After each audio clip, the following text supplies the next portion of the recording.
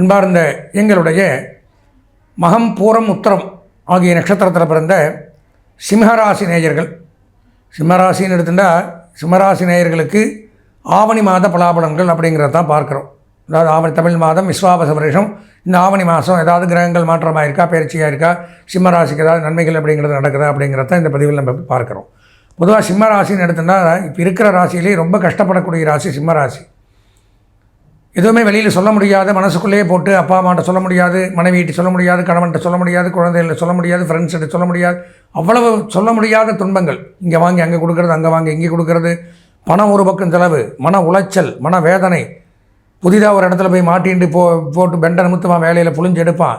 ஆசை இதை விட்டு அதுக்கு ஆசைப்பட்டு அதுக்கு போவான். அங்கே போய் அதை விட மோசமாக இருக்கும், யார்ட்டையும் சொல்லவும் முடியாது. இது மாதிரி பலவிதமான துன்பங்கள். ஏன்னா சனி 8 அஷ்டமச்சனி கஷ்டங்களை கொடுக்கும். அலைச்சல், துன்பம், துயரம், வேதனை, சங்கடங்கள், மன உளைச்சல், பொருளாதார ரீதியாக பிரச்சனை, குடும்ப பிரிவு, வாகன விபத்து, வாகன பழுது, அவப்பெயர், இந்த மாதிரிலாம் பலவிதமாக அனுபவிச்சுட்டு இருக்கீங்க பாவம். அப்படி இருக்கிற தங்களுக்கு இந்த ஆவணி மாதத்துலாம் ஏதாவது நன்மைகள் நடக்குதா அப்படிங்கிறது தான் இந்த பதிவில் பார்க்குறோம். ஆவணி மாத பலாபலன்கள் பார்த்தோம்னா, உங்கள் ராசியிலே ராசிநாதன் அதிபதி சூப்பர். ராசிநாதன் சூரியன், உங்களுக்கு சிம்மத்துக்கு அதிபதி சூரிய பகவான். சிம்ம மாதங்கிறது தான் ஆவணி மாதம். அப்போ அவர் ராசியிலே அவரை அதிபதியாக இருக்கிறதுனால மிகச்சிறப்பு. நீங்கள் வச்சாதான் சட்டம் இந்த மாதம். இப்போ எல்லா கஷ்டத்தையும் விட்டு ஓடிடலாம். அசையாத சொத்துக்கள் வாங்கலாம். சம்பள உயர்வு ஏற்படும். வேலை செய்கிற இடத்துல நீங்கள் தான் ராஜா. இவ்வளோ நாள் கூஜாவாக இருந்திருப்பீங்க. பார்த்தா உங்களுடைய திறமையை வெளிப்படுத்த முடியும். திறமையை வெளிப்படுத்தி முயற்சித்து அதில் தலைமை பொறுப்பு வாங்குவீங்க. ஹெட் ஆஃப் தி டிபார்ட்மெண்ட், தலைமை பொறுப்பு, நிர்வாகத் திறமை, இதெல்லாம் உண்டாகும். அதுபோக அரசாங்க வேலைக்காக காத்துட்டுருக்கிறவங்களுக்கு இந்த அரசாங்க பணி அப்படிங்கிறது கண்டிப்பாக கிடைக்கக்கூடிய அமைப்பு உண்டாகும். கவர்மெண்ட் ஜாப் உண்டு முயற்சி பண்ணால். ஏற்கனவே அரசாங்கத்தில் பணியாற்றக்கூடியவர்களுக்கு நன்மை, பதவி உயர்வுகள், சம்பள உயர்வு, பாராட்டுக்கள் குவிந்த வண்ணம் இருக்கும். உயர்கல்வி அப்படிங்கிறது கற்றுக்கலாம். அதே மாதிரியே பார்த்திங்கன்னா தகப்பனார் வழி சொத்துக்கள் ஏதாவது வில்லங்கம் விவகாரங்கள் இருந்தால் அதெல்லாம் நிவர்த்தியாகி நமக்கு கிடைக்கக்கூடிய அமைப்பு அப்படிங்கிறது ஏற்படும். கூட கேதுவு இருக்கிறதுனால ஞானம், அறிவு, கல்வி, புதிதாக படிக்கிறது, ஏற்கனவே படித்து முடித்து டிகிரி வாங்கியிருந்தாலும் மேலே ஒரு பட்டம் பெறுறது, எக்ஸ்ட்ரா எஜுகேஷனல் ஆகில் வரைக்கும் படிக்கிறது, ஒரு டிபார்ட்மெண்ட்டில் பிஹெச்டி வரைக்கும் முடிக்கிறது, இந்த மாதிரி கல்வித்துறையில் சிறந்து விளங்கலாம். ஆன்மீக பயணங்கள் மேற்கொள்ளலாம். இருந்து வந்த கடன் தொல்லை விலகும். நரம்பு சம்பந்தமான கோளாறுகள் விலகும். குறிப்பாக சொல்லப்போனால் காவல்துறை, நீதிமன்றத்தில் பணியாற்றக்கூடியவர்கள், சட்டத்துறை, உளவியல், உளவுத்துறை, மருத்துவத்துறை, விளையாட்டுத்துறை, கேளிக்கை, பத்திரிகை, ப்ரெஸ், மீடியா, சினிமாத்துறை, இயல், இசை, நாடகம், ஜோதிடம், ஆன்மீகத்துறையில் பணியாற்றக்கூடியவர்களுக்கு இந்த மாதம் மிக மிகச் சிறப்பு. சிம்மராசியாக இருந்தால் 2ஆம் இடத்துல செவ்வாய், அதுவும் நன்மை. குடும்பத்தில் இருக்கிறவங்க யாரோ ஒருத்தருக்கு சுப நிகழ்ச்சிகள் நடத்தலாம். குடும்ப உறுப்பினர்கள் யாரோ ஒருத்தருக்கு நிலபலன்கள் வாங்கலாம், வீடு கட்டலாம். கூட பிறந்தவங்களோ, நம்ம பையனோ, அம்மாவோ, அப்பாவோ பூமி சம்பந்தமான விஷயங்களில் சாதிக்கலாம். விவசாயம் செழிக்கும். விவசாயத்துறையில் சிறந்து விளங்கலாம். ரியல் எஸ்டேட், புரோக்கேஜ், உணவு, சுகாதாரம், மருத்துவம், காவல்துறை, இராணுவம், சினிமா, பத்திரிகை, இந்த மாதிரி துறையில் இருக்கிறவங்க சிறந்து விளங்கலாம். வெளிநாடு செல்லலாம். வெளியூர் பிரயாணங்கள் நன்மையை தரும். எதிர்பார்த்த காரியங்கள் கைகூடும். ஆடை ஆபரணங்கள் ஏதாவது வாங்கக்கூடிய அமைப்புகள் ஏற்படும்.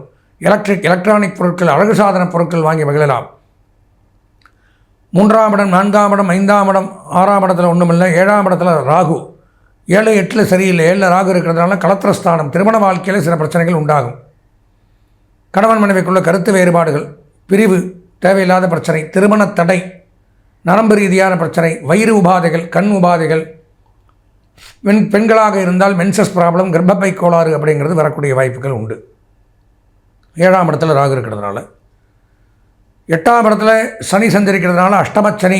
நான் முதல்ல சொன்ன அலைச்சல், துன்பம், துயரம், வேதனை, சங்கடங்கள், மன உளைச்சல், பொருளாதார ரீதியான பிரச்சனைகள், மனோவியாகுலம், மனோபயம், தொட்டதெல்லாம் கஷ்டம், வாகன விபத்து, இழப்பு, எவ்வளோ சம்பாதிச்சாலும் பத்தாது, எங்கள் கீழே அசிங்கம், அவமானம், கேவலம், இப்படியெல்லாம் ஒரு மன நிம்மதி இல்லாத ஒரு போக்கு அப்படிங்கிறத சனி கொடுப்பார். அது நன்மை இல்லை. 11ஆம் இடத்துல குரு மிகச்சிறப்பு. லாபஸ்தானத்தில் திருமண பேச்சு கைகூடும். தடைபட்டு வந்த திருமணங்கள் நிச்சயிக்கப்படும். குழந்தை பாக்கியம் உண்டாகும். வீடு, மனை, வாகன யோகங்கள் உண்டு. பொன் பொருள், ஆடை, ஆபரணங்கள், வஸ்திரங்கள், நகைகள் எல்லாம் குரு வாரி வழங்குகிறார். இதெல்லாம் கெடுத்தாலும் குரு பகவான் உங்களுக்கு அபரிமிதமான யோகத்தை கொடுக்கிறார். உத்தியோகத்தில் உயர்வு, பதவி உயர்வு, சம்பள உயர்வு, பாராட்டுக்கள் உண்டாகும். வெளியூர் பிரயாணங்கள் நன்மை தரும். வெளிநாட்டு பிரயாணங்கள் நன்மையை தரும். பலவிதமான நன்மை அப்படிங்கிறது ஏற்படுத்துகிறார். 12ஆம் இடத்துல புதன் சுக்கிரன், அது சிறப்பு. கல்வி, அதாவது பொருளாதார ரீதியாக கொஞ்சம் பிரச்சனை. சுக்கிரன் வந்து தனகாரகன் 12ல் மறைஞ்சு போயிடுறார். அப்போ எவ்வளோ வருமானம் வந்தாலும் அத்தனையும் செலவாயிடும். அத்தனையும் கையில் ஒரு பைசா இருக்காது, கடை வாங்கி தான் செலவு பண்ணோம். இல்லை ஆபரணங்களை வைக்கிறது, நகரட்டை வைக்கிறது, ரொம்ப ஒரு அதாவது நீங்களே போய் மாட்டிக்கிறது. ஒரு தேவையில்லாத செலவில் நீங்களே போய் மாட்டிண்டு தேவையில்லாத செலவுகளை பண்ணி தேவையில்லாத விரயங்களுக்கு ஆளாகிறது. அதே மாதிரி நீங்கள் கற்ற கல்விக்கு தகுந்த உத்தியோக வேலையை செய்ய முடியாது. இந்த மாதத்தில் படித்தது ஒன்றா இருக்கும், உங்களை வேலை வாங்குறது ஒன்றா இருக்கும். நம்மளே அந்த இடத்துல நமக்கு கீழே படித்தவங்ககிட்ட நம்ம கை கட்டின்னு வேலை செய்கிற மாதிரி அமைப்புகள் அப்படிங்கிறதெல்லாம் உண்டாகும். பொதுவாக சிம்மராசி அப்படின்னு எடுத்துட்டோம்னா இந்த மாத பலாபலன்களில் ஒரு 80% நன்மைகள் அப்படின்னு தான் சொல்லலாம். கொஞ்சம் சிரமமான பாதம் தான் இருந்தாலும் முயற்சி பண்ணால் சூரியன் ராசியாதிபதி உங்கள் ராசியிலே இருக்கிறதுனால நன்மைகளை கூடுதலாக கொடுக்கக்கூடிய அமைப்புங்கிறது ஏற்படுது. இந்த மாதம் அப்படின்னு பார்த்தோம்னா 80% நன்மைகள், கல்வி பயிலக்கூடிய மாணவர்களுக்கு 90% நன்மைகள், கலைத்துறை அரசியல்வாதிகள் பெண்களுக்கு 80% நன்மைகள், சுயதொழில் உத்தியோகம் வியாபாரம் விவசாயம் செய்பவர்களுக்கு 90% நன்மைகளும் ஏற்படுது. இந்த மாதம் அதிர்ஷ்டமான வண்ணம் சிவப்பு, அனுகூலமான திசை வடமேற்கு, அதிர்ஷ்டமான எண் நீலம், வணங்க வேண்டிய தெய்வம் சிவபெருமான். சிவபெருமானை வணங்கி இந்த மாதத்தை இனிமையான மாதமாக மாற்றிக்கொள்ள ஆசீர்வதித்து விடைபெறுகிறேன். நன்றி, வணக்கம்.